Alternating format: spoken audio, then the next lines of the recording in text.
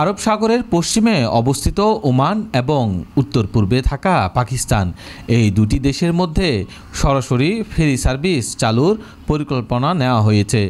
সাগরপথে যোগাযোগ বৃদ্ধি এবং অর্থনৈতিক সম্পর্ক আরও জোরদার করতেই এই উদ্যোগ নেওয়া হয়েছে বলে জানিয়েছে সংশ্লিষ্ট দেশ দুটি। সম্প্রতি গালফ নিউজে প্রকাশিত এক প্রতিবেদনে জানানো হয়, বাণিজ্য ও বিনিয়োগ সম্প্রসারণের অংশ হিসেবে ওমান ও পাকিস্তানের মধ্যে এ ফেরি চালুর উদ্যোগ নেওয়া হচ্ছে। গত বৃহস্পতিবার ইসলামাবাদে পাকিস্তানের সামুদ্রিক বিষয়ক মন্ত্রী মোহাম্মদ জুনাইদ আনোয়ার চৌধুরী এবং পাকিস্তানে নিযুক্ত ওমানের রাষ্ট্রদূত ফাহাদ বিন সুলাইমান আল খারুশির মধ্যে বৈঠক হয়। সেখানে প্রাথমিকভাবে পণ্য পরিবহন চালুর বিষয়ে আলোচনা হয়।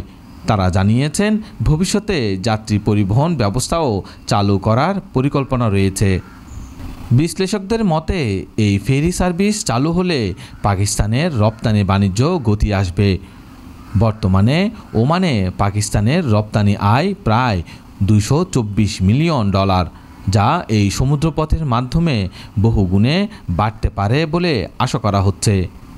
অন্যদিকে ওমানও এই নতুন রুট ব্যবহার করে দক্ষিণ এশিয়া হয়ে মধ্য এশিয়ার বাজারে পণ্য সরবরাহের পরিকল্পনা করছে। প্রায় 1000 থেকে 1500 কিলোমিটার দীর্ঘ সাগরপথকে সম্ভাব্য বাণিজ্য করিডোর হিসেবে কাজে লাগানোর পরিকল্পনা রয়েছে। উভয় দেশের নীতি নির্ধারকরা মনে করছেন, এই প্রকল্প বাস্তবায়িত হলে পাকিস্তান ওমান দ্বিপাক্ষিক সম্পর্কে নতুন দিগন্ত উন্মোচিত হবে, যা আঞ্চলিক অর্থনীতিতেও ইতিবাচক প্রভাব ফেলবে।